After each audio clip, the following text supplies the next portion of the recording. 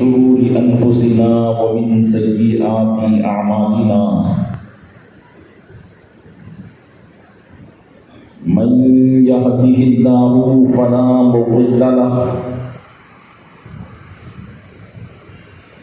ومن يضلله فلا هادي له ونشهد أن لا إله إلا الله وحده لا شريك له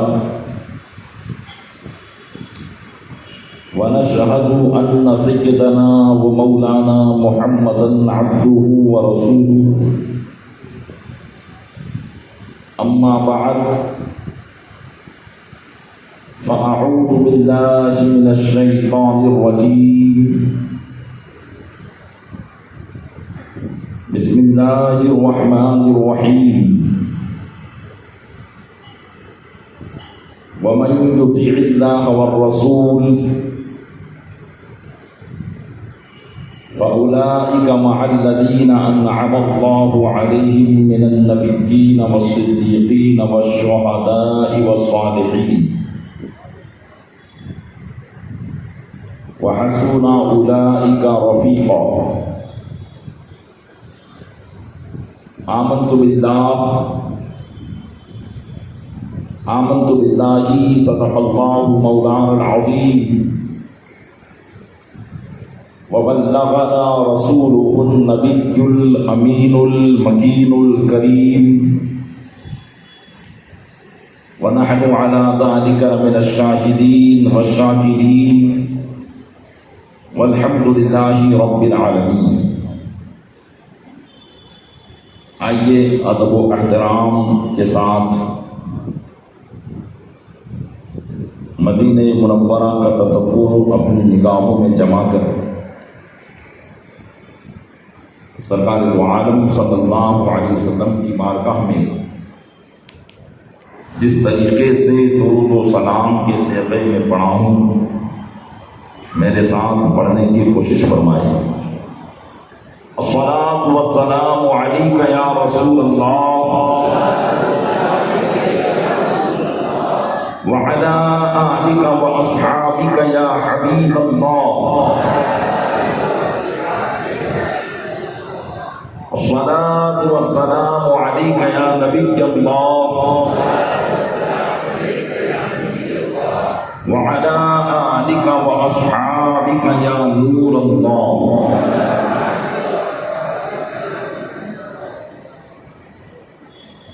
الحمدللہ عز و جل آج ہم اور آپ محسن اعظم اہل سنت مجدد دین و ملت اعلی حضرت الشیخ امام احمد رضا خان علیہ رحمۃ الرحمان کی بارگاہ میں ان کے عرس شریف کے موقع پر خراج عقیدت پیش کرنے کے لیے حاضر ہوئے ہیں. اللہ تبارک و تعالی اپنے محبوب صلی اللہ علیہ وسلم کے صدقے میں ہمارا یہاں جمع ہونا اپنی بارگاہ میں قبول فرمائے اور ہمارے اس اجتماع کو ہمارے لیے ذریعہ نجات بنائے. آمین بجاہ النبی الامین صلی اللہ تعالی علیہ وآلہ واصحابہ تسلیم. سرکار دو عالم نور مجسم صلی اللہ تعالی علیہ وسلم پر نازل ہونے والی کتاب قرآن مقدس کی ایک آیت کریمہ کی تلاوت کا میں نے شرف حاصل کیا. اللہ تبارک و تعالی ارشاد فرماتا ہے وَمَن يُطِعِ اللَّهَ وَالرَّسُولَ، اور جو اللہ اور رسول کی اطاعت کرے یعنی ان کی فرما برداری کرے، ان کا کہا مانے، فَأُولَٰئِكَ مَعَ الَّذِينَ أَنْعَمَ اللَّهُ عَلَيْهِم مِّنَ النَّبِيِّينَ وَالصِّدِّيقِينَ وَالشُّهَدَاءِ وَالصَّالِحِينَ، تو یہی وہ لوگ ہیں جن پر اللہ نے احسان کیا، یعنی نبیین، صدیقین، شہداء اور صالحین۔ تو یہ وہ لوگ ہیں کہ جو ان کے ساتھ ہوں گے جن پر اللہ نے احسان کیا، یعنی نبیوں کے ساتھ، صدیقین، شہداء اور صالحین کے ساتھ۔ وَحَسُنَ أُولَٰئِكَ رَفِیقًا، اور یہ کیا ہی بہتر ساتھی ہیں۔ حضرات آیت کریمہ پر توجہ دیں کہ اللہ تبارک و تعالیٰ ان لوگوں کو گویا کہ یہ خوشخبری سنا رہا ہے کہ جو اللہ و رسول کی فرمانبرداری کرتا ہے تو وہ کس کے ساتھ ہے؟ فرمایا کہ وہ ان لوگوں کے ساتھ ہے جن پر اللہ نے احسان کیا ہے، نہ صرف دنیا میں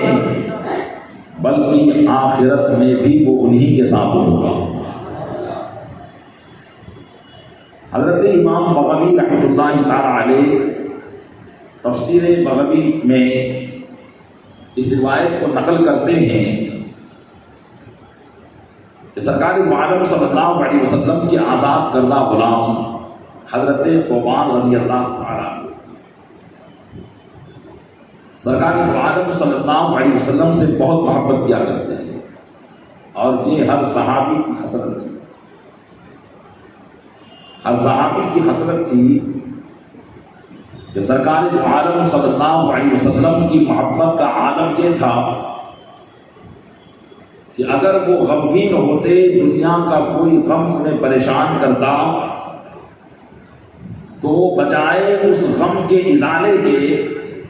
آقا علیہ السلام کی بارگاہ میں حاضری دیتے اور سرکار عالم صلی اللہ علیہ وسلم کے رخ زیبا کی زیارت کرتے تو سارے غم ان کے کافور ہو جایا کرتے تھے، سارے غموں کو بھول جایا کرتے تھے۔ اور کیوں نہ ہو، اعلیٰ حضرت رضی اللہ تعالیٰ عنہ فرماتے ہیں کہ ایک تیرے رخ کی روشنی، ایک تیرے رخ کی روشنی چین ہے تو جہان کی، اس کا قدس اسی سے ہے جہان کی وہی جان۔ سرکار عالم صلی اللہ علیہ وسلم کی رخ کی روشنی جو ہے وہ سارے جہان کے لوگوں کے لیے ان کے دلوں کا چین ہے۔ رخ زیبا کی ایک جھلک کسی عاشق صادق کو دکھا دی جائے تو یہی اس کے سارے غم کا مداوع ہے اور یہی اس کے سارے غموں کا علاج ہے۔ تو امام بغوی رضی اللہ تعالیٰ عنہ نقل فرماتے ہیں کہ حضرت ثوبان رضی اللہ تعالیٰ عنہ سرکار عالم صلی اللہ علیہ وسلم سے بہت ہی محبت کیا کرتے تھے، اور محبت کا یہ عالم تھا کہ اگر سرکار عالم صلی اللہ علیہ وسلم کی محفل پاک سے دور ہو جاتے، یعنی جب تک آقا علیہ السلام کی بارگاہ میں رہتے چین و سکون سے رہتے ہیں، اطمینان سے رہتے ہیں، لیکن جیسے ہی آقا علیہ السلام کی مجلس سے چلے جاتے، کیونکہ ہر ایک کو کچھ نہ کچھ کام ہوتا ہے، وہ بڑے پریشان ہو جایا کرتے تھے، اور ان کو اس وقت تک چین نہ آتا جب تک آقا علیہ السلام کو آ کر دیکھ نہ لیتے۔ تو حضرت ثوبان رضی اللہ تعالیٰ عنہ کا یہ عالم تھا۔ ایک دن سرکار عالم صلی اللہ علیہ وسلم کی بارگاہ میں حاضر ہوئے تو غموں سے چہرہ ان کا بدلا ہوا تھا، متغیر تھا اور کافی غم تھا۔ سرکار عالم صلی اللہ علیہ وسلم نے ارشاد فرمایا کہ ثوبان، تم آج بہت غمگین نظر آ رہے ہو، وجہ کیا ہے؟ تو عرض کیا حضور، آج دل میں اس بات کا خیال آیا کہ ابھی تو ہم دنیا میں ہیں، اور دنیا میں جب کبھی آپ کی یاد آتی ہے یا ہمیں غم ستاتے ہیں تو ہم فوراً آپ کی بارگاہ میں آ جاتے ہیں اور آپ کے رخ زیبا کا زیارت دیدار کر لیتے ہیں، تو ہمیں چین سکون حاصل ہو جاتا ہے۔ لیکن آج دل میں خیال آیا کہ اللہ عز و جل کی رحمتوں سے رسول اکرم صلی اللہ علیہ وسلم کو جنت کے اعلیٰ مقام میں ہوں گے، جنت کے اعلیٰ مقام میں ہوں گے، کیونکہ جنت کا مقام یہ اللہ عز و جل کی بارگاہ سے درجے کے مقام کے اعتبار سے ہوتا ہے، اور سرکار عالم صلی اللہ علیہ وسلم کا مقام و مرتبہ تو سب سے بڑھ کر ہے۔ تو کہنے لگے کہ دل میں خیال آیا کہ آقا علیہ السلام کو اللہ کی رحمت سے بہت اعلیٰ مقام پر ہوں گے، اور مجھے اپنے بارے میں معلوم نہیں کہ میں جنت میں جاؤں گا یا نہ جاؤں گا۔ اگر چلا بھی گیا تو میں کہاں آقا علیہ السلام کی بارگاہ میں رہ پاؤں گا، کیونکہ میں تو جنت کے کسی نچلے درجے میں ہوں گا۔ اس وقت آقا علیہ السلام کا اگر دیدار نہ ہوا تو اپنے دل کو چین اور سکون کیسے حاصل کراؤں گا؟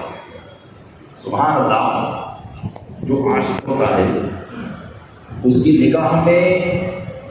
کہتے ہیں کہ جنت، دیکھیے جنت میں جانے کی بات تو ہے، عرض کر رہے ہیں کہ جنت میں جاؤں گا، لیکن جنت کی نعمتوں سے انہیں قرار و سکون نہیں ہے، اطمینان نہیں ہے، جب تک رسول اکرم صلی اللہ علیہ وسلم کا دیدار انہیں میسر نہ ہو جائے۔ تو کہنے لگے کہ جنت میں ہر قسم کا عیش و آرام تو ہوگا، لیکن وہ سکون کہاں سے لاؤں گا جو آپ کو دیکھنے کے بعد حاصل ہوتا ہے؟ اور آپ تو رب کی رحمت سے اعلیٰ مقام پر ہوں گے اور میں نچلے طبقے میں ہوں گا، تو اپنے دل کی اس لگی کو کیسے بجھاؤں گا؟ بس یہی بات کو سوچ کر یا رسول اللہ آج میرا دل غمگین ہو گیا اور چہرہ میرا جو ہے سکڑ گیا، اور آپ کی بارگاہ میں اس کا جواب لینے کے لیے حاضر ہوا ہوں۔ حضرت ثوبان رضی اللہ تعالیٰ عنہ ابھی آقا علیہ السلام کی بارگاہ میں اپنا یہ معجزہ عرض کر رہے تھے کہ رسول اکرم صلی اللہ علیہ وسلم کے چہرے مبارکہ پر وحی کے آثار ظاہر ہوئے۔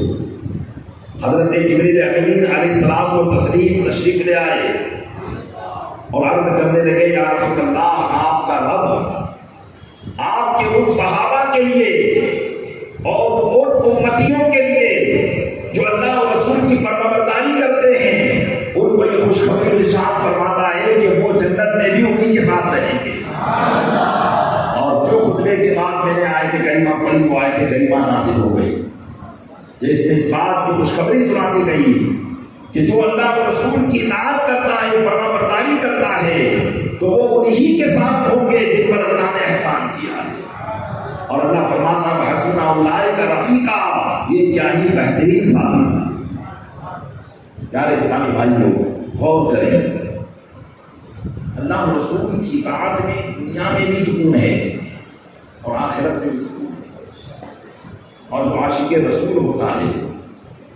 اس کی نگاہ میں سب سے زیادہ اگر کوئی چیز محبوب ہوتی ہے تو رسول اکرم صلی اللہ علیہ وسلم کی حیات مبارکہ پر عمل کرنا ہوتا ہے، ان کی زندگی مبارکہ پر عمل کرنا ہوتا ہے۔ میری مراد آپ اعلیٰ حضرت رضی اللہ تعالیٰ عنہ ہیں، اور میں اعلیٰ حضرت رضی اللہ تعالیٰ عنہ کے عشق رسول پر کچھ آپ کی خدمت میں بات یاد کرنے کی کوشش کروں گا کہ اعلیٰ حضرت رضی اللہ تعالیٰ عنہ کو سرکار دو عالم صلی اللہ علیہ وسلم سے کیسا عشق تھا۔ اس مختصر سی گفتگو میں آپ سماعت کریں گے۔ آج الحمدللہ ہم بھی اپنے آپ کو عاشق رسول کہتے ہیں، اور ابھی جو ماہ میلاد آنے والا ہے اس پر ہر ایک عشق کا نعرہ لگا رہا ہوگا، لیکن عشق کے تقاضے کیا ہیں اور جو عاشق ہوتا ہے وہ اپنے محبوب کی یاد میں اپنے آپ کو کیسا فنا کرتا ہے، اور جو عاشق ہوتا ہے اس کی کیفیت کیا ہوتی ہے؟ ہم اور آپ جیسی کیفیت نہیں ہوتی، ہم اور آپ جیسی کیفیت نہیں ہوتی، بلکہ عاشق کی کیفیت کیا ہوتی ہے؟ اعلیٰ حضرت رضی اللہ تعالیٰ عنہ کی حیات مبارکہ میں اس بات کو سماعت فرمائیں۔ ابھی آپ نے سنا کہ جو عاشق ہوتا ہے جب تک اپنے محبوب کا دیدار نہیں کر لیتا اسے چین ہی نہیں آتا ہے۔ اعلیٰ حضرت رضی اللہ تعالیٰ عنہ سچے عاشق رسول ہیں۔ اعلیٰ حضرت رضی اللہ تعالیٰ عنہ کے تعلق سے علماء بیان فرماتے ہیں کہ سرکار اعلیٰ حضرت رضی اللہ تعالیٰ عنہ نے سرکار دو عالم صلی اللہ علیہ وسلم کا دیدار نہ کیا تھا، دل میں ایک طلب تھی، عشق تھا اور استقرار کا عالم تھا۔ کوشش یہ تھی کہ سرکار دو عالم صلی اللہ علیہ وسلم اپنے رخ زیبا سے اس عاشق ذات کو سرشار کروا دیں تو دلوں کی بے چینی ختم ہو جائے، اور جس کے عاشق ہیں جب اس کا دیدار ہو جائے تو یقیناً عشق میں اور ہی زیادہ اضافہ ہو جاتا ہے۔ اور یہ اللہ تبارک و تعالیٰ نے اپنے محبوب صلی اللہ علیہ وسلم میں کشش عطا فرمائی ہے۔ ایسی کشش ہے کہ کوئی اپنے محبوب کو دیکھ کر عشق کرتا ہے، اس کی خوبصورتی کو دیکھ کر عشق کرتا ہے، لیکن اللہ نے اپنے محبوب کو ایسی کشش عطا فرمائی ہے کہ ان کا نام سن کر ہی ان سے محبت ہو جایا کرتی ہے، ان کا نام سن کر ہی ان سے محبت ہو جایا کرتی ہے۔ یہ اللہ کے محبوب صلی اللہ علیہ وسلم میں اللہ تبارک و تعالیٰ نے نعمتیں وسیعت فرمائی۔ اعلیٰ حضرت رضی اللہ تعالیٰ عنہ نے بھی آقا علیہ السلام کی زیارت نہ کی تھی جب تک، بڑے تڑپتے تھے۔ علماء فرماتے ہیں کہ جب دوسری مرتبہ 1333 ہجری میں اعلیٰ حضرت رضی اللہ تعالیٰ عنہ کا سفر حرمین ہوا، سرکار دو عالم صلی اللہ علیہ وسلم کی بارگاہ میں حاضری ہوئی، تو ایک روز دل میں تمنا لیے، جالی مبارک کے سامنے، معاہدہ شریف کے سامنے دل میں تمنا لیے کھڑے ہو گئے، آنکھیں بند کر لی، ہاتھ باندھ کر درود و سلام کا نذرانہ پیش کر رہے ہیں، اور دل میں یہ تمنا ہے کہ کاش آج آقا علیہ السلام اپنا دیدار کرا دیں۔ اعلیٰ حضرت رضی اللہ تعالیٰ عنہ کافی دیر تک کھڑے رہے کہ دیدار مصطفیٰ صلی اللہ علیہ وسلم حاصل ہو جائے، لیکن سرکار دو عالم صلی اللہ علیہ وسلم کا دیدار اس روز آپ کو میسر نہ ہوا، تو عشق کی آگ اور بھڑکنے لگی کہ جس کے دیدار کے لیے یہاں کھڑے تھے آج وہ دیدار نہ ہوا، تو رات اپنے حجرے پر جا کر فراق کے عالم میں آپ نے ایک کلام لکھا جس کا پہلا مطلب یہ تھا، موسوئے لال ازار پھرتے ہیں، تیرے دن اے بہار پھرتے ہیں، اس گلی کا گداؤں میں جس میں تاجدار مانگتے تاجدار پھرتے ہیں، اور آخر میں مکہ عرض کرتے ہیں، کوئی کیوں پوچھے تیری بات رضا، تجھ سے کتے ہزار پھرتے ہیں۔ آج اسی اور انکساری کہا کہ یہاں تو بڑے بڑے اولیاء جن کا مقام عالم بالا تک بلند ہے، جب وہ آقا علیہ السلام کے دیدار کے لیے تڑپتے ہیں، اور جب ان کا معاملہ ایسا ہے تو اے رضا کوئی کیوں پوچھے تیری بات رضا، تجھ سے شیدا ہزار پھرتے ہیں۔ یہ اعلیٰ حضرت نے کلام لکھا جس میں اپنے عشق کا معاملہ پیش کیا۔ دوسرے دن پھر سرکار دو عالم صلی اللہ علیہ وسلم کی بارگاہ میں حاضر ہوئے، معاہدہ شریف پر حاضر ہوئے، اور معاہدہ شریف کے روبرو کھڑے ہو کر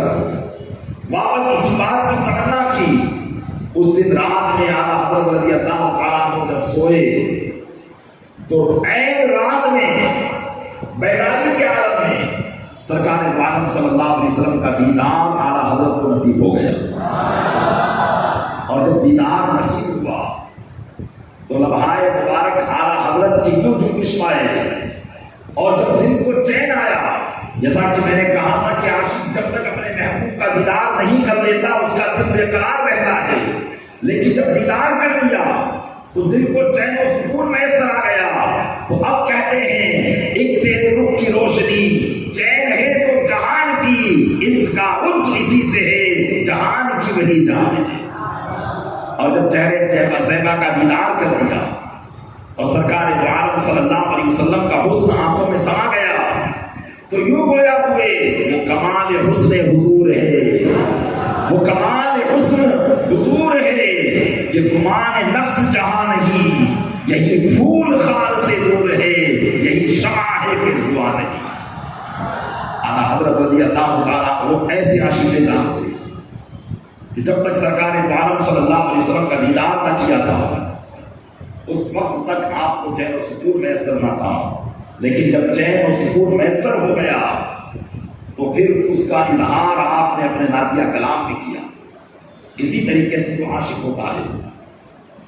وہ اپنے محبوب کی ہر ادا کو اپنانے کے در پہ ہوتا ہے، وہ اس بات کی کوشش کرتا ہے کہ میرے محبوب نے کیا کیا کام کیے۔ اعلیٰ حضرت رضی اللہ تعالیٰ عنہ کی مکمل زندگی اتباع سنت میں گزری ہے۔ آپ کا ہر کام اور ہر بات رسول اکرم صلی اللہ علیہ وسلم کی پیروکار ہوا کرتی ہے۔ سرکار عالم صلی اللہ علیہ وسلم کی ادا میں آپ نے زندگی گزاری۔ علماء فرماتے ہیں، حضرت امام قاضی عیاض رحمۃ اللہ تعالیٰ علیہ، کہ محبت کی علامت یہ ہے جو جس سے محبت کرتا ہے اس کی ادا کو اپناتا ہے۔ آج ہم بھی آقا علیہ السلام سے محبت کرتے ہیں، اپنے آپ کو عاشق رسول کہتے ہیں، لیکن غور کریں کہ ہم کہاں تک اپنے عاشق رسول ہونے میں سچے ہیں اور کہاں تک اپنے عاشق رسول اپنے آپ کو کہنے میں سچے ہیں۔ جبکہ قاضی عیاض فرماتے ہیں کہ جو جس سے محبت کرتا ہے وہ اس کی ادا کو اپناتا ہے۔ اسی کی طرف حدیث پاک میں اشارہ ہے، سرکار دو عالم صلی اللہ علیہ وسلم ارشاد فرماتے ہیں کہ من احب سنتی فقد احبنی ومن احبنی کان معی فی الجنہ، جس نے میری سنت سے محبت کی تو اس نے مجھ سے محبت کی، اور جس نے مجھ سے محبت کی وہ جنت میں میرے ساتھ ہو۔ کتنی بہترین خوشخبری ہے اس عاشق رسول کے لیے جو سرکار دو عالم صلی اللہ علیہ وسلم کی سنت سے محبت کرتا ہے۔ آقا کائنات صلی اللہ علیہ وسلم کی سنت مبارکہ پر اپنی زندگی گزارنے کی کوشش کرتا ہے۔ اعلیٰ حضرت رضی اللہ تعالیٰ عنہ نے ہر چیز میں، یہاں تک کہ چلنے پھرنے اٹھنے بیٹھنے کھانے پینے نماز اور عبادات اور ریاضات کے بجا لانے میں، ہر معاملے میں وہ آقا علیہ السلام کی سنت پر عمل کیا۔ یہاں تک کہ علماء فرماتے ہیں کہ سرکار دو عالم صلی اللہ علیہ وسلم نے جو دعائیں جن جن مقامات پر پڑھی، اعلیٰ حضرت رضی اللہ تعالیٰ عنہ بھی وہی دعائیں ان مقامات پر پڑھا کرتے تھے۔ یہ ہے ادائے سنت کا معاملہ۔ اعلیٰ حضرت رضی اللہ تعالیٰ عنہ کے ایک خادم تھے جن کا نام تھا قناعت علی، وہ بیان کرتے ہیں کہ ایک دن ہم نے دیکھا کہ اعلیٰ حضرت رضی اللہ تعالیٰ عنہ سرکار دو عالم صلی اللہ علیہ وسلم کی سنت پر کیسے عمل کرتے ہیں۔ دیکھیے آقا علیہ السلام کی ایک سنت کریمہ تھی کہ آپ ہر کام کو سیدھی طرف سے شروع فرمایا کرتے تھے۔ جب کہیں جانا ہوتا تو پہلے سیدھا قدم آگے بڑھتا، کوئی کام کرنا ہوتا تو سیدھے ہاتھ سے کرتے، سیدھے ہاتھ سے ہی سرکار دو عالم صلی اللہ علیہ وسلم ہر کام کو کیا کرتے تھے۔ تو سید قناعت علی فرماتے ہیں، جو اعلیٰ حضرت کے خادم تھے، فرماتے ہیں کہ ایک مرتبہ اعلیٰ حضرت رضی اللہ تعالیٰ عنہ کو فجر کی نماز میں آنے کے لیے دیری ہو گئی۔ سب لوگ اعلیٰ حضرت کا انتظار کر رہے تھے کہ میں نے اپنے ساتھی سید ایوب علی سے کہا کہ آج اعلیٰ حضرت کو آنے میں تاخیر ہو گئی ہے، دیکھتے ہیں آج آنے میں جب جلدی میں آئیں گے تو سنت پر کیسے عمل کرتے ہیں، کیونکہ اعلیٰ حضرت رضی اللہ تعالیٰ عنہ جب بھی مسجد میں آتے تھے تو سب سے پہلے سیدھا قدم مسجد میں رکھتے تھے، اور آپ کا طریقہ یہ تھا کہ جب بھی آپ ایک صف سے دوسری صف میں جاتے تو دوسری صف میں پہلا قدم رکھتے، پھر جب اس سے آگے والی صف میں جاتے تو اس میں بھی پہلا قدم رکھتے، لیکن جلد بازی کے اندر ان چیزوں کا دھیان نہیں رکھتا۔ اگر آپ جلد بازی میں نماز کے لیے آ رہے ہو اور آپ ناچ یہ ارادہ بھی کریں کہ میں یہ کام کروں گا لیکن جماعت جا رہی ہو، وقت ہو رہا ہو، تو جلد بازی میں آدمی ان چیزوں کا خیال نہیں رکھتا، لیکن جو عاشق رسول ہوتا ہے جلد بازی اس کے لیے پردہ نہیں بنتی، بلکہ اس کا مقصد ہی اتباع سنت ہوا کرتا ہے۔ تو قناعت علی کہتے ہیں کہ میں نے سید ایوب علی سے کہا تو ہم دروازے پر جا کر مسجد کے دروازے پر جا کر کھڑے ہو گئے اور دیکھنے لگے کہ آج اعلیٰ حضرت کیسے اس سنت پر عمل کرتے ہیں۔ ہم نے دیکھا کہ جب اعلیٰ حضرت رضی اللہ تعالیٰ عنہ آئے تو انہوں نے سب سے پہلے جو قدم سیڑھی پر رکھا مسجد کی وہ سیدھا قدم تھا، اس کے بعد جب سیڑھی چڑھ گئے سب سے پہلے مسجد کے صحن میں جب قدم رکھا وہ سیدھا قدم تھا، اس کے بعد جتنی صفوں کو کراس کرتے جاتے سب سے پہلا قدم جو آپ کا ہوتا وہ سیدھا قدم ہوتا، یہاں تک کہ آپ جب محراب میں پہنچے تو محراب میں بھی آپ نے سب سے پہلے جو قدم رکھا تھا وہ سیدھا قدم۔ سید ایوب علی کہنے لگے کہ واقعی ہم نے دیکھ لیا کہ اعلیٰ حضرت رضی اللہ تعالیٰ عنہ حقیقت میں اتباع متبع سنت ہے، اور جلد بازی میں بھی آپ سنتوں پر کیسا عمل کرتے ہیں۔ اسی طریقے سے اعلیٰ حضرت رضی اللہ تعالیٰ عنہ جب کسی کو کوئی چیز دیتے تو ہمیشہ سیدھے ہاتھ سے دیتے اور سیدھی طرف سے شروع فرماتے، یہاں تک کہ اگر آپ کو خط وغیرہ میں گنتی بھی لکھنا ہوتی، حالانکہ گنتی جو شروع ہوتی ہے وہ الٹی طرف سے شروع ہوتی ہے، گنتی کی جو سائڈ ہوتی ہے وہ بائیں طرف ہوتی ہے، لیکن اعلیٰ حضرت رضی اللہ تعالیٰ عنہ کو جب 786 لکھنا ہوتا تو پہلے 7 8 6 نہیں لکھتے بلکہ 6 8 7 لکھا کرتے تھے، اس لیے کہ 786 اگر لکھیں گے اور 7 پہلے لکھیں گے تو الٹی طرف سے شروع ہوگا،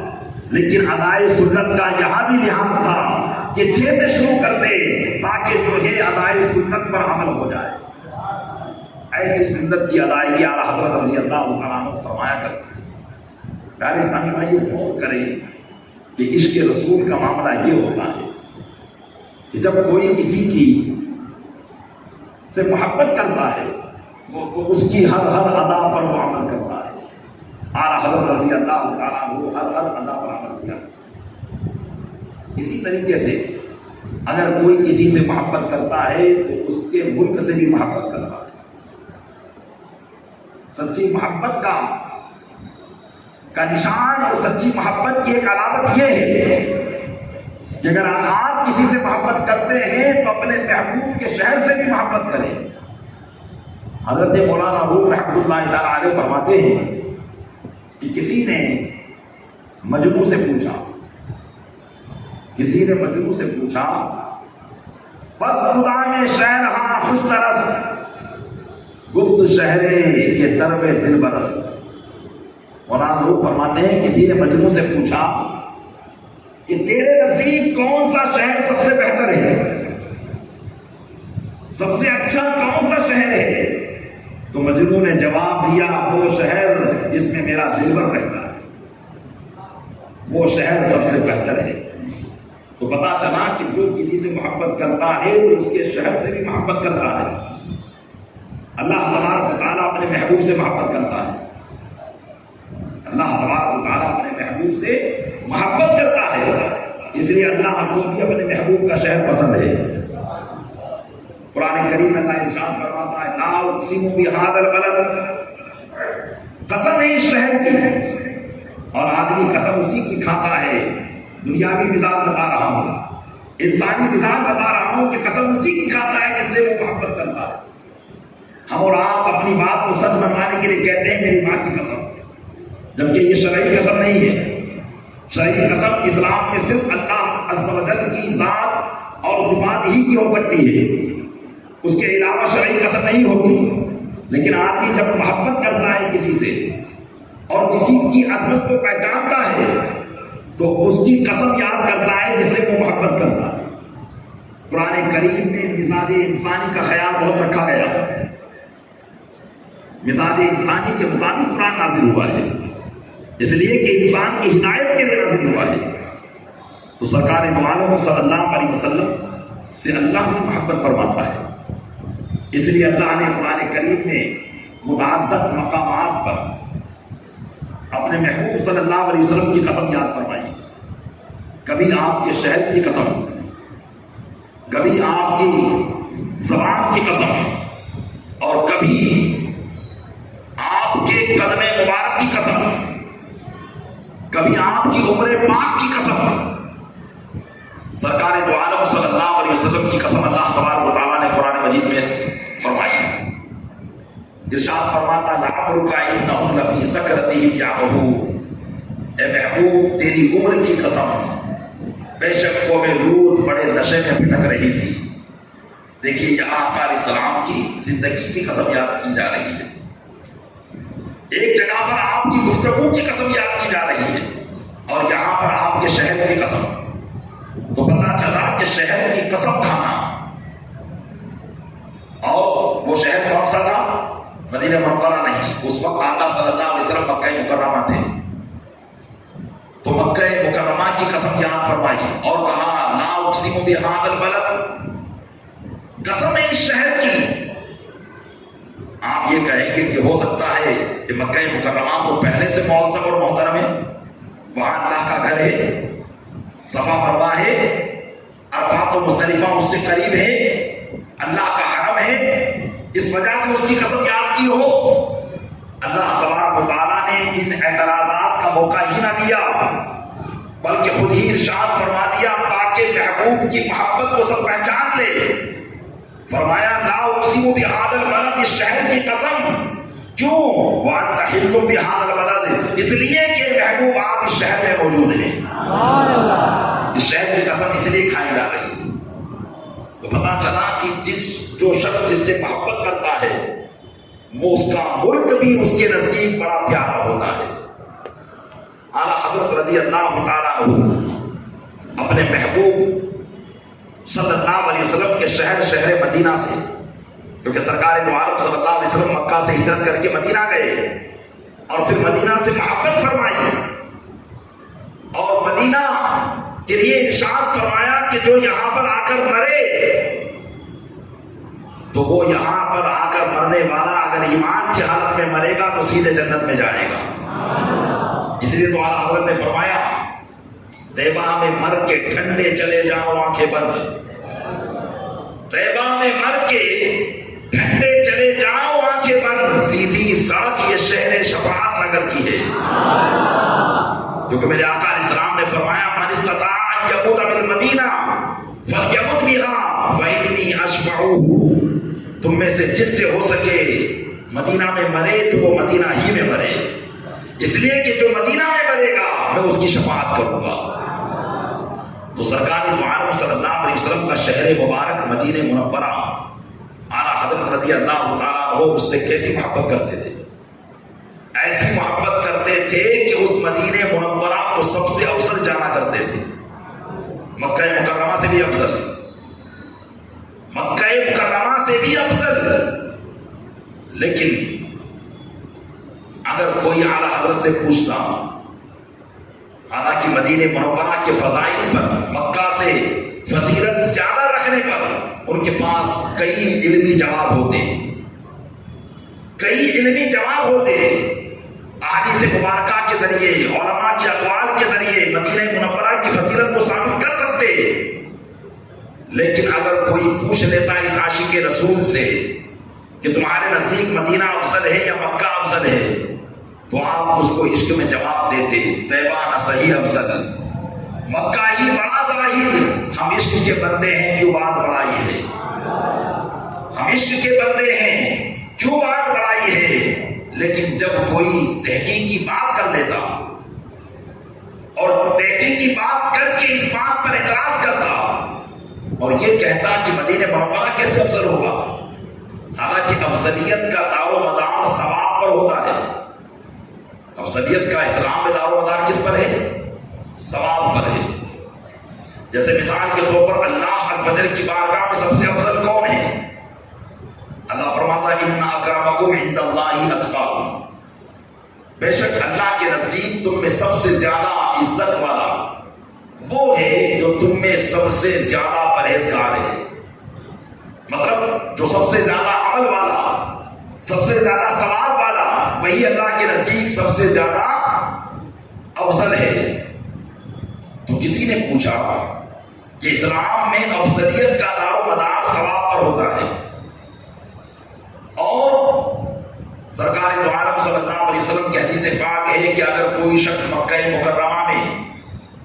ایک نماز پڑھتا ہے تو اسے 1,00,000 نماز پڑھنے کا ثواب ملتا ہے، اور اگر مدینہ منورہ میں نماز پڑھے تو 50,000 نمازوں کا ثواب اسے ملتا ہے. تو با اعتبار ثواب تو تحقیق کے اعتبار سے مکہ میں نظر آتا ہے کہ مکہ مکرمہ میں 1,00,000 اور مدینہ منورہ میں 50,000 کا ثواب. تو حضرت رضی اللہ تعالیٰ عنہ نے سے کسی نے پوچھ لیا کہ آپ کہتے ہو مدینہ افضل ہے، جبکہ مکہ میں عبادت کا ثواب زیادہ اور اسلام میں فضائل کے درمیان فرق کرنے کے اندر ثواب کا اعتبار کیا جاتا ہے، تو پھر مکہ سے مدینہ کیسے افضل ہو جائے گا؟ اعلیٰ حضرت رضی اللہ تعالیٰ عنہ نے تحقیق کی جواب ارشاد فرمایا کہ یہ صرف میں ہی نہیں کہتا ہوں، بلکہ حضرت عمر فاروق اعظم کا بھی یہی مذہب تھا، حضرت امام اعظم کا اور حضرت امام مالک کا بھی یہی مذہب تھا. تو میرا بھی یہی مذہب ہے کہ مدینہ سے افضل، مدینہ مکہ سے افضل ہے. اور پھر حدیث پاک نقل کرتے ارشاد فرماتے ہیں کہ آقا علیہ السلام نے ارشاد فرمایا المدینۃ خیر لہم، مدینہ ہی ان کے لیے بہتر ہے، لو کانوا یعلمون، اگر وہ جان لیتے، مدینہ ہی ان کے لیے بہتر ہے. اور ایک جگہ صراحت کے ساتھ آقا علیہ السلام نے ارشاد فرمایا المدینۃ افضل من المکہ، کہ مدینہ منورہ مکہ سے افضل ہے. لیکن اعتراض تو اپنی جگہ پر رہا کہ وہاں 1,00,000 کا ثواب، یہاں 50,000 کا ثواب. سرکار دو عالم صلی اللہ علیہ وسلم کی بات اسلام کے اندر آخری بات ہے، آپ جو فرما دیں وہ حق ہے، لیکن پھر ثواب کے اندر فرق کیوں؟ تو حضرت رضی اللہ تعالیٰ نے فرمایا کہ اس کا جواب حضرت علامہ شیخ عبدالحق محدث دہلوی نے دیا ہے. ارشاد فرماتے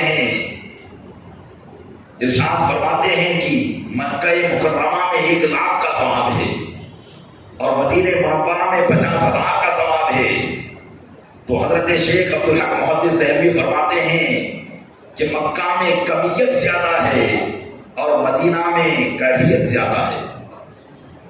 مکہ میں مقدار زیادہ ہے اور مدینہ میں قدر زیادہ ہے. اور آسان لفظوں میں سمجھاؤں تو یوں کہہ دوں کہ مکہ کے اندر کوانٹٹی زیادہ ہے اور مدینہ میں کوالٹی زیادہ ہے. حضرت شیخ عبدالحق محدث دہلوی رحمۃ اللہ تعالیٰ نے جواب دیا، پھر اس کو ایک مثال سے سمجھایا. آپ ارشاد فرماتے ہیں کہ 1,00,000 روپے زیادہ ہوتے ہیں یا 50,000 اشرفیہ زیادہ ہوتی ہے؟ 1,00,000 روپے زیادہ ہوتے ہیں یا 50,000 اشرفیہ؟ 1,00,000 اگرچہ گنتی کے اعتبار سے زیادہ ہے، لیکن 50,000 اشرفیہ 1,00,000 سے کئی زیادہ ہے. ادھر کوانٹٹی ہے لیکن ادھر کیفیت ہے، ادھر کوالٹی ہے. پھر بیان فرماتے ہیں شیخ عبدالحق محدث دہلوی کے اعتراض کرنے والے تو نے اس طرف نہیں دیکھا، ایک ہی پہلو کو دیکھ رہا ہے کہ مکہ کے اندر اگر کوئی عبادت کرتا ہے تو اسے 1,00,000 عبادت کا ثواب ملتا ہے، لیکن دوسرا پہلو نہیں دیکھا کہ اگر مکہ میں کوئی گناہ کرتا ہے تو 1,00,000 گناہ اس کے سر پر ڈالا جاتا ہے، 1,00,000 گناہ اس کے سر پر ڈالا جاتا ہے. لیکن مدینے کی شان نرالی ہے کہ یہاں نیکی کرو تو 50,000 نیکی، لیکن اگر گناہ کرو تو 50,000 نہیں بلکہ ایک ہی گناہ. تو فرق دیکھو، وہاں کوانٹٹی زیادہ ہے، یہاں کوالٹی زیادہ ہے. اعلیٰ حضرت رضی اللہ تعالیٰ عنہ اسی لیے تو فرماتے ہیں کہ مکہ اور مدینہ میں کیا فرق ہے. ارشاد فرماتے ہیں کہ عاصی بھی ہیں چہیتے، عاصی بھی ہیں چہیتے. عاصی کہتے ہیں گناہ گار کو. اے زاہدو، اے عبادت کرنے والو، اے مکہ کو افضل بتانے والو، مدینہ وہ ہے کہ جہاں گناہ گار بھی چہیتے ہیں، عاصی بھی ہیں چہیتے. یہ طیبہ ہے زاہدو، مکہ نہیں کہ جانچ جہاں خیر و شر کی ہے، مکہ نہیں کہ جانچ جہاں خیر و شر کی ہے. اور فرماتے ہیں کہ جمعہ مکہ تھا، عید اہل عبادت کے لیے. جمعہ عید ہے کہ نہیں؟ جمعہ مکہ تھا، عید اہل عبادت کے لیے. مجرموں آؤ یہاں عید دوشنبہ دیکھو، مجرموں آؤ کہ یہاں پر دوشنبہ کی عید یہ ساری دنیا کو اس بات کی اطلاع دیتی ہے، خبر دیتی ہے کہ گناہ گاروں، تمہارے گناہوں کا مداوع کرنے کے لیے اور تمہارے گناہوں کو رب کی بارگاہ میں بخشوانے کے لیے جو آنے والا تھا وہ پیر دوشنبہ کے دن آ چکا ہے. اب تمہارے گناہوں کی وہی شفاعت اللہ کی بارگاہ میں کروائے گا. فرمایا جمعہ مکہ تھا، عید اہل عبادت کے لیے. مجرموں آؤ یہاں عید دوشنبہ دیکھو. تو شیخ عبدالحق محدث دہلوی فرماتے ہیں کہ وہاں کوانٹٹی زیادہ ہے، یہاں کوالٹی زیادہ ہے. اگر وہاں ثواب ہے تو گناہ بھی اتنا ہی ہے، لیکن یہاں ثواب بھی زیادہ ہے اور گناہ زیادہ نہیں ہے. اگر گناہ ایک کرے گا مدینہ میں تو اس کا جو ہے بدلہ اس کو ایک ہی سزا ملنی ہے، نہ کہ اس کو 50,000 سزا ملنی ہے. حضرت محدث دہلوی فرماتے ہیں کہ آقا علیہ السلام نے ہو سکتا ہے کہ اسی کی طرف حدیث پاک میں اشارہ کیا، المدینہ تو خیر لہم لو کانوا یعلمون، یعنی ان کے لیے مدینہ ہی بہتر ہے اگر وہ جان لیتے. تو پتہ چلا کہ سرکار دو عالم صلی اللہ علیہ وسلم سے جو محبت کرتا ہے وہ ان کے شہر سے بھی محبت کرتا ہے. اور اعلیٰ حضرت رضی اللہ تعالیٰ عنہ کی مدینہ منورہ سے ایسی محبت تھی کہ آپ مدینہ منورہ کو عشق کے جواب میں بھی اور تحقیق کے جواب میں بھی افضل مانا کرتے تھے. اسی طریقے سے علماء فرماتے ہیں کہ جو جس سے محبت کرتا ہے اس کے ملک کا ذکر بھی اس کے لیے تسکین جاں ہوتا ہے، دلوں کو سکون پہنچانے والا ہوتا ہے. اس کی مثال میں آپ کو دوں، اگر ہم میں سے کوئی کسی کی قسمت انگڑائی لے اور وہ کھڑے ہو کر کہے کہ کل میں مدینہ جانے والا ہوں،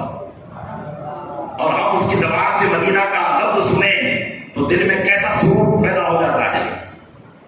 حضرت مولانا روم رحمۃ اللہ تعالیٰ نے حکایت نقل فرماتے ہیں مثنوی شریف میں کہ ایک بادشاہ کو ایک خوبصورت لڑکی پر پیار آ گیا اور اس نے شادی کر لی اور اسے اپنے گھر لے کر آیا. وہ بادشاہ کی دلہن کئی عیش و آرام کی وجہ کے باوجود بھی اسے بادشاہ کے محل کا عیش و آرام راس نہ آیا اور وہ بیمار پڑ گئی. یہاں تک کہ کئی علاج اس کا کرایا اور وہ بیمار پڑتی گئی، مرض بڑھتا گیا، جوجو دوا کی کہ بستان ہو گئی. بادشاہ نے بڑے بڑے طبیبوں کو عالجوں کو بلوا لیا لیکن وہ روبہ صحت نہ ہوئی. آخرکار بادشاہ کی ملاقات ایک اللہ والے طبیب سے ہو گئی، جو طبیب بھی تھے وہ اللہ والے بھی تھے. بادشاہ نے اپنی اس بیوی کو ان طبیب کو دکھایا، وہ اللہ والے تھے، فوراً جان گئے کہ اس کا مرض جسمانی نہیں ہے، اس کا مرض قلبی مرض ہے، دل کا مرض ہے. اسے اللہ والے بزرگ طبیب نے کہا کہ بادشاہ سلامت آپ کے پاس تو سارے انتظامات ہیں، آپ اپنے ملک سے یا اپنی رعایا میں سے یا اپنے حکمرانوں میں سے کسی ایسے شخص کو بلاؤ جو دنیا کے سارے ملکوں کا نام جانتا ہو. بادشاہ کے پاس اس طرح کے لوگ ہوتے ہیں. اس نے بلایا اور اس شخص کو جو سارے ملکوں کے نام جانتا تھا، مولانا روم فرماتے ہیں کہ اس کو بٹھایا اور لڑکی کے سامنے ان ملکوں کے نام شمار کرانا اس نے شروع کیے. دنیا کے اندر جتنے بھی ملک تھے سارے ملکوں کے نام اس نے لیے. ایک ملک کا جب نام لیا تو لڑکی فوراً بڑھ گئی اور اس کی کچھ آنکھیں کھلی. اللہ والے بزرگ نے کہا بس یہیں ٹھہر جاؤ. اب اس ملک میں جتنے شہر ہیں ان شہروں کے نام لو. جب ان شہروں کے نام لینا شروع کیے تو ایک شہر ایسا آیا جس پر اس کی رگوں کی رفتار یعنی خون کی رفتار رگوں میں تیز ہو گئی, دل اور تیز دھڑکنے لگا. اللہ والے بزرگ نے کہا بس یہ ٹھہر جاؤ, اب اس شہر میں جتنے محلے ہیں اس محلے کے نام لو. جب اس محلے کے نام لیے گئے تو ایک محلہ ایسا آیا کہ اس پر وہ لڑکی اٹھ کر بیٹھ گئی. پھر بس اللہ والے بزرگ نے کہا یہیں ٹھہرو, اب اس محلے میں جتنے لوگ رہتے ہیں ان کے نام لو.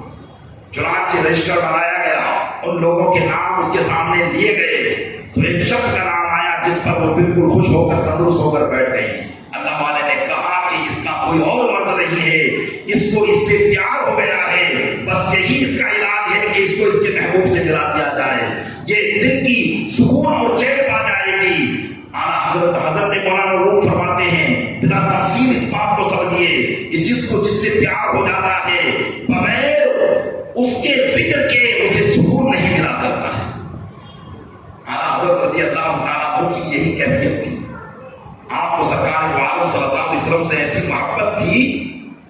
کہ مدینہ کا ذکر بھی آپ کے سامنے آ جاتا تو آپ کو چین و سکون مل جایا کرتا تھا. ایک جگہ خود ارشاد فرماتے ہیں, اپنی دلی کیفیت کو بیان کرتے ہیں کہ نام مدینہ لے لیا. اعلیٰ حضرت کے سامنے اگر مدینہ کا ذکر بھی آ جاتا, مدینہ جانا تو دور کی بات ہے, فرماتے نام مدینہ لے لیا چلنے لگی نصیب خود. جب مدینہ کا نام لے لیا جاتا ہے تو جنت کی ہوا چلنے لگ جاتی ہے.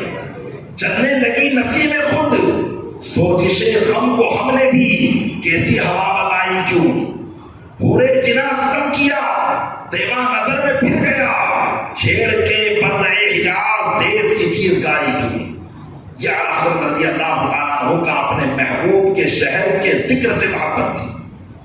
کہ محبوب کے شہر کا صرف ذکر آ جاتا تو اعلیٰ حضرت رضی اللہ تعالیٰ عنہ کو چین و سکون مل جایا کرتا تھا. اسی طریقے سے جو جس سے محبت کرتا ہے اس سے بہت زیادہ وہ اس کی تعظیم بھی کرتا ہے. عشق کا تقاضا یہ ہے کہ محبوب کی تعظیم کی جائے. عشق کا تقاضا یہ ہے کہ جس سے محبت کی جائے اس کی تعظیم و تکریم کی جائے. صحابہ کرام علیہ رضوان سرکار دو عالم صلی اللہ علیہ وسلم کے سب سے زیادہ عاشق تو صحابہ کرام تھے, اور وہ آقا علیہ السلام کا ادب و احترام تو بجا لاتے ہی تھے. صحابہ کرام کے ادب و احترام پر تو قرآن کی آیتیں نازل ہو گئی. اللہ تبارک و تعالیٰ نے اپنے محبوب کے صحابہ کے ادب و احترام پر قرآن کی آیتیں نازل فرما دی. ارشاد فرماتا ہے ان الذین یغضون اصواتهم عند رسول اللہ اولئک الذین امتحن اللہ قلوبهم للتقوی لهم مغفرۃ واجر عظیم. بے شک جو لوگ اللہ کے محبوب صلی اللہ علیہ وسلم کی بارگاہ میں اپنی آوازوں کو دھیمی رکھتے ہیں, آوازوں کو پست رکھتے ہیں, یہی وہ لوگ ہیں جن کے دلوں کو اللہ نے پرہیزگاری کے لیے چن لیا ہے. صحابہ کرام کے ادب پر علماء فرماتے ہیں, محدثین بیان کرتے ہیں, روایتیں موجود ہیں حدیث پاک میں کہ صحابہ کرام جب آقا علیہ السلام کی بارگاہ میں بیٹھتے تھے تو ادب و احترام کا یہ عالم ہوتا کہ ایسا محسوس ہوتا تھا کہ گویا ان کے سروں پر پرندے بیٹھے ہوئے ہیں. ایسا ادب و احترام تھا کہ آدمی جب ہلے گا ڈلے گا تو پرندہ اس کے سر پر نہیں بیٹھ پائے گا. بتانے کا مقصود یہ ہے کہ ادب کا معاملہ یہ تھا, اتنی خاموشی کے ساتھ بیٹھا کرتے تھے. اللہ تبارک و تعالیٰ نے اپنے محبوب کے صحابہ کا جب یہ ادب دیکھا تو قیامت تک کے مسلمانوں کو ان کے ادب سے روشناس کرنے کے لیے قرآن کریم کی آیت نازل فرما دی, تاکہ محبوب کا ادب و احترام جو صحابہ نے کیا, اگر کسی کو ان کا ادب و احترام کرنا ہے تو وہ صحابہ کرام کے طریقے پر چلے. تو حضرت انس رضی اللہ تعالیٰ عنہ روایت کرتے ہیں, وہ کہتے ہیں حضرت انس رضی اللہ تعالیٰ عنہ یہ وہ صحابی رسول ہیں جو 10 سال کی عمر سے آقا علیہ السلام کی بارگاہ میں رہا کرتے تھے. چھوٹے بچے تھے, ان کی والدہ نے آپ کو آقا علیہ السلام کی خدمت میں دے دیا تھا اور انہوں نے آقا علیہ السلام کے بڑے بڑے کمالات دیکھے. یہاں تک کہ سرکار دو عالم صلی اللہ علیہ وسلم سے پیار کیا کرتے تھے، محبت کیا کرتے تھے، تو کبھی ان کی زلفوں کو بھی پکڑ کر کھینچا کرتے تھے۔ آپ کی والدہ حضرت انس خود روایت کرتے نقل کرتے ہیں، ارشاد فرماتے ہیں کہ میری والدہ میرے بالوں کو کبھی نہ کاٹتی تھی، جب میں پوچھتا تو کہتی تھی ان بالوں کو کیسے کاٹوں، ان بالوں پر تو سرکار کے دستے مبارک لگے ہیں، ان بالوں کو تو آقا اسلام پکڑ کر کھینچا کرتے تھے۔ حضرت انس رضی اللہ تعالیٰ عنہ کی زلفیں بڑی بڑی تھی، آپ کی والدہ کبھی کاٹتی نہیں تھی۔ حضرت انس جو آقا اسلام کی مکہ میں رہتے تھے بیان کرتے ہیں کہ میں سرکار دو عالم صلی اللہ علیہ وسلم کے صحابہ کو دیکھتا تھا کہ جب کبھی آقا علیہ السلام اپنے بال مبارک کو سنوارتے، ان بال مبارک پر کنگھی کرتے تو صحابہ کرام ارد کھڑے ہو جاتے تھے کہ اگر کوئی بال مبارک اگر سر مبارک سے جدا ہو جائے تو وہ نیچے نہ گر پائے، ہم اس کو اپنے ہاتھوں پر لے لیا کریں۔ یہ صحابہ کرام کا ادب تھا۔ حضرت ربیعہ رضی اللہ تعالیٰ عنہ بیان کرتے ہیں کہ میں نے حضور اکرم صلی اللہ علیہ وسلم کا ایک بال مبارک دیکھا جو سرخ تھا، تو جن کے پاس وہ بال مبارک تھا میں نے ان سے پوچھا کہ یہ بال مبارک سرخ کیوں ہو گیا، جبکہ آقا علیہ السلام نے اپنے سر مبارک پر تو کبھی لال رنگ کا خضاب نہیں لگایا، تو پھر یہ سرخ کیسے ہو گیا؟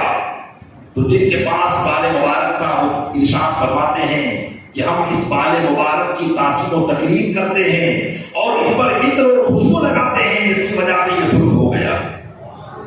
تو صحابہ کرام علیہ رضوان اپنے آقا صلی اللہ علیہ وسلم سے محبت کرتے تھے تو ان سے جسم کی لگی ہوئی چیزوں سے بھی محبت کیا کرتے تھے، اور محبت کے تقاضے کے مطابق وہ ان کی تعظیم و تکریم بھی کیا کرتے تھے۔ تو معلوم ہوا کہ جو جس سے محبت کرتا ہے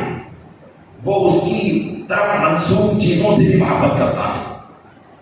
اعلیٰ حضرت رضی اللہ تعالیٰ عنہ مدینہ منورہ جو سرکار دو عالم صلی اللہ علیہ وسلم کی طرف منسوب تھا اس سے محبت کیا کرتے تھے، اور کیسی محبت کیا کرتے تھے؟ مدینہ منورہ کے آداب پر تو علماء نے بہت کتابیں لکھی ہیں، بہت کتابیں لکھی ہیں۔ ہم اور آپ تو آپ فی زمانہ بے دھڑک مدینہ منورہ میں چلے جاتے ہیں، لیکن وہاں کے آداب و احترام کا خیال وہی رکھتے ہیں جن کو اللہ نے اس کا حصہ عطا فرمایا ہے، وہی اس بات کا خیال رکھتے ہیں۔ اعلیٰ حضرت رضی اللہ تعالیٰ عنہ مدینہ منورہ کے تعلق سے اپنے عاشقوں کو متنبہ کر رہے ہیں اور فرما رہے ہیں کہ اے لوگوں یاد رکھو یہ اور جگہ نہیں ہے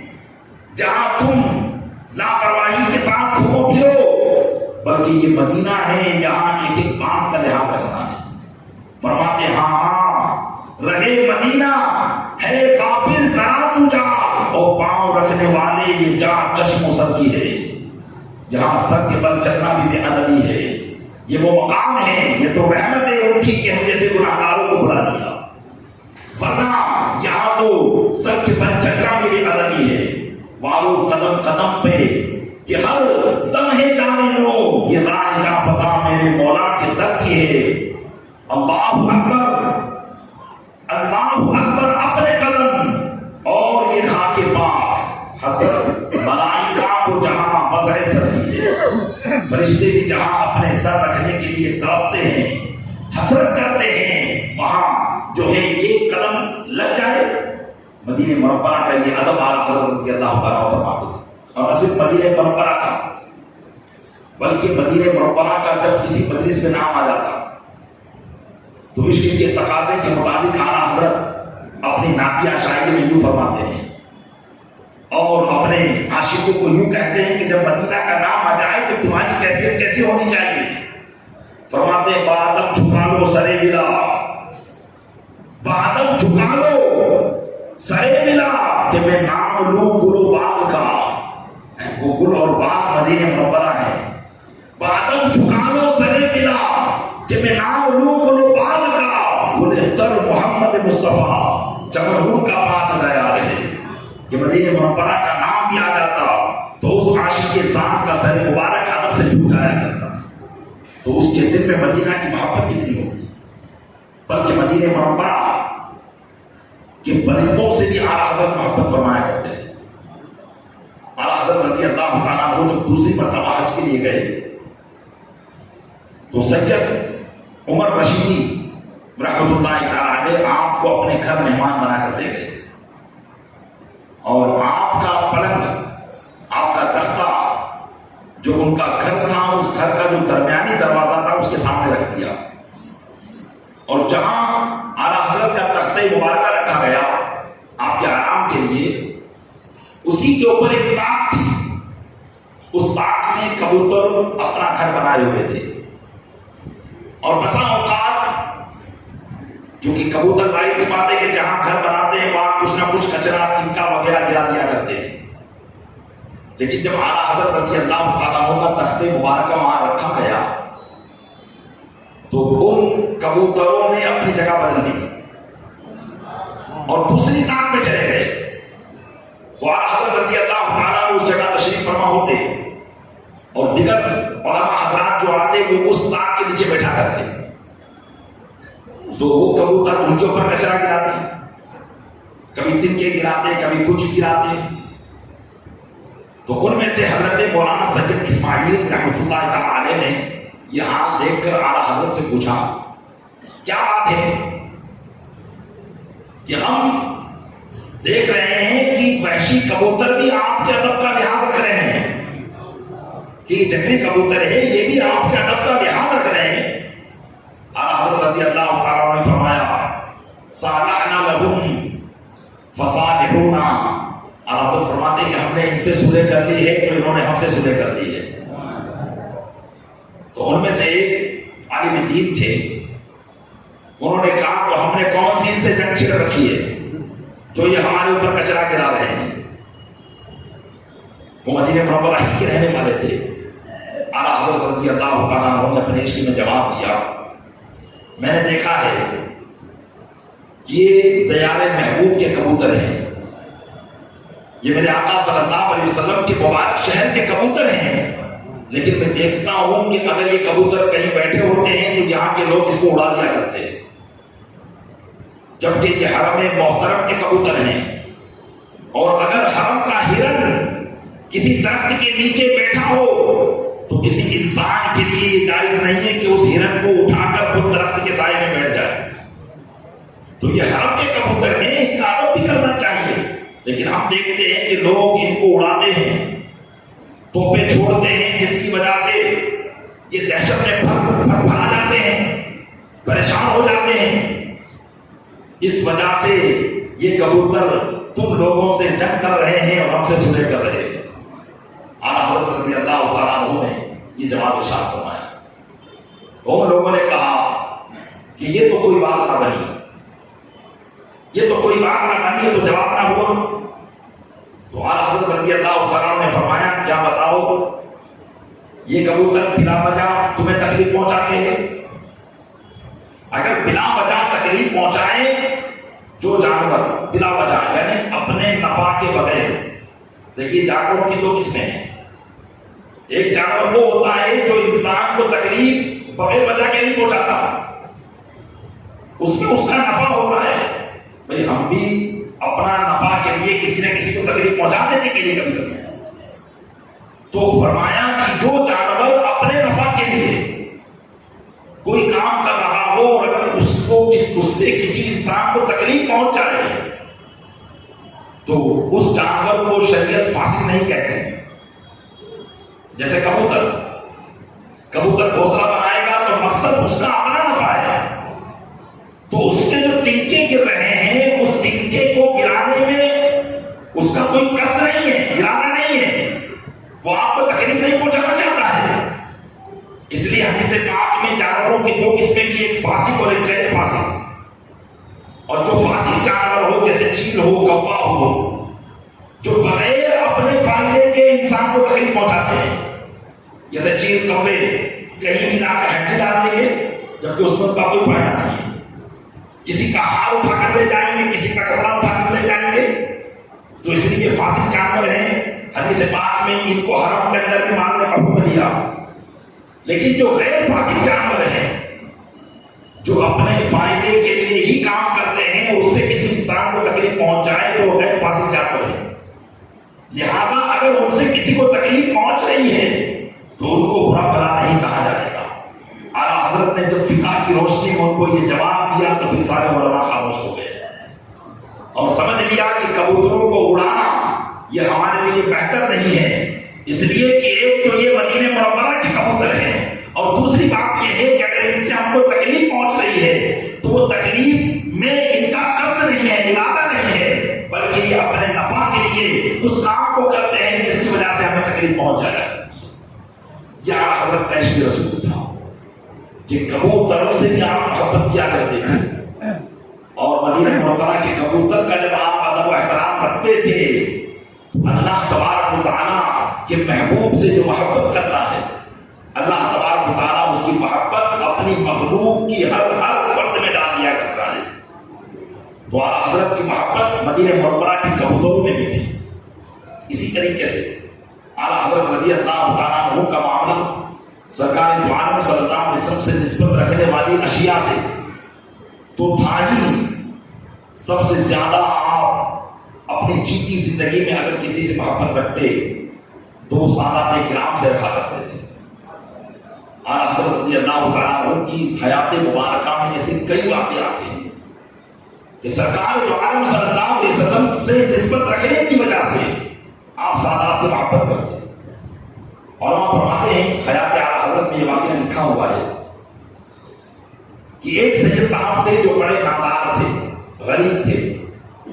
اور کبھی کبھی غربت کی وجہ سے انہیں لوگوں سے مانگنے کی بھی حاجت پیش آ جاتی، لیکن ان کا مانگنے کا انداز نرالا تھا۔ وہ کہیں بھی جاتے تو یہ نہ کہتے کہ لاؤ مجھے اللہ کے نام پر کچھ دے دو، بلکہ وہ یوں کہتے سید سادے کو کچھ دلوا دو، تو لوگ ان کی ضرورت کو پورا کر دیا کرتے۔ ایک دن اعلیٰ حضرت رضی اللہ تعالیٰ عنہ کے کاشان اقدس پر وہ پہنچ گئے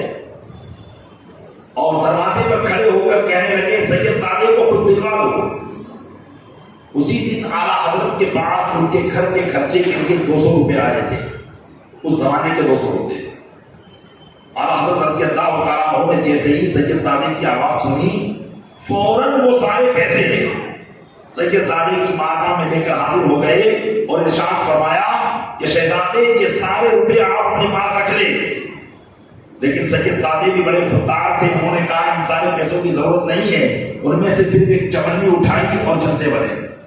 اور کہا میری ضرورت اسی میں پوری ہو جائے گی۔ اعلیٰ حضرت نے پھر اپنے گھر والوں کو اور اپنے خادموں کو ارشاد فرمایا کہ جب کبھی بھی ان سید زادوں کو اپنے علاقے میں دیکھو فوراً ان کی بارگاہ میں بطور نذرانہ ایک چمنی پیش کر دیا کرنا، اس سے پہلے کہ انہیں مانگنے کی نوبت آئے۔ تو یہ اعلیٰ حضرت رضی اللہ تعالیٰ عنہ کا سرکار دو عالم صلی اللہ علیہ وسلم سے محبت کی وجہ سے ان کی حال سے محبت تھی۔ سید ایوب علی بیان کرتے ہیں کہ ایک مرتبہ ایک کم عمر کے سید زادے جن کو آپ کے گھر والوں نے گھر کے کام کاج کے لیے رکھ لیا، پہلے یہ معلوم نہیں تھا کہ سید زادے گھر کے کام کاج کے لیے رکھ لیا۔ اعلیٰ حضرت رضی اللہ تعالیٰ عنہ کو جب پتا چلا کہ یہ تو سادات کرام میں سے ہیں، سرکار دو عالم صلی اللہ علیہ وسلم سے ان کا نسبی رشتہ ہے،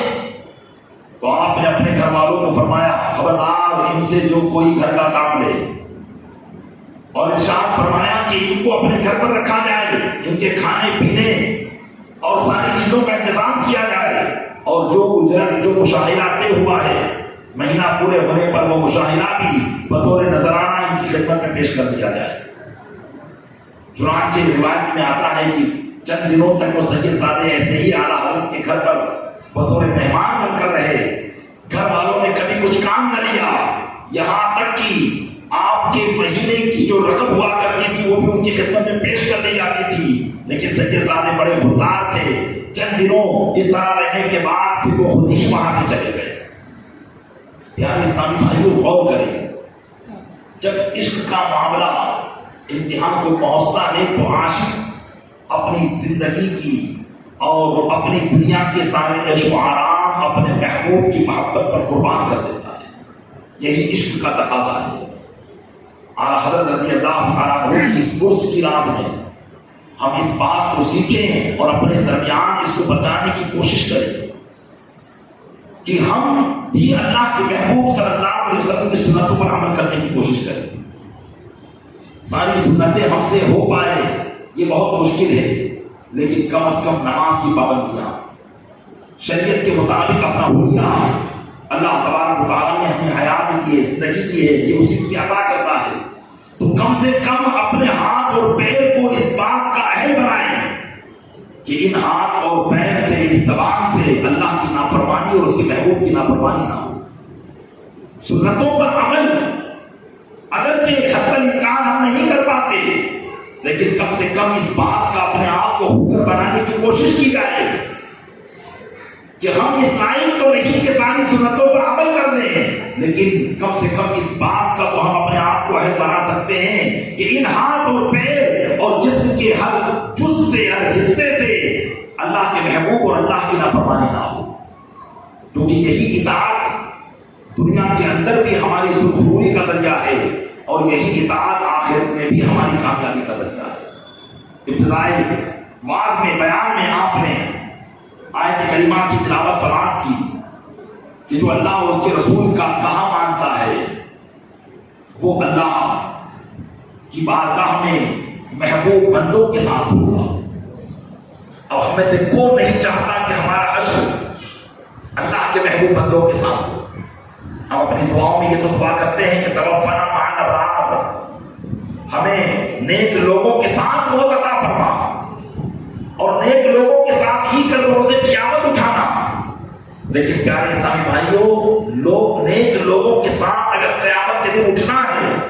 تو دنیا میں نیک لوگوں کی صحبت ہمیں اختیار کرنی ہے. نیک لوگوں کی صحبت جب تک ہم اختیار نہیں کریں گے تب تک ہمارا حشر نیک لوگوں میں نہیں ہو سکتا ہے.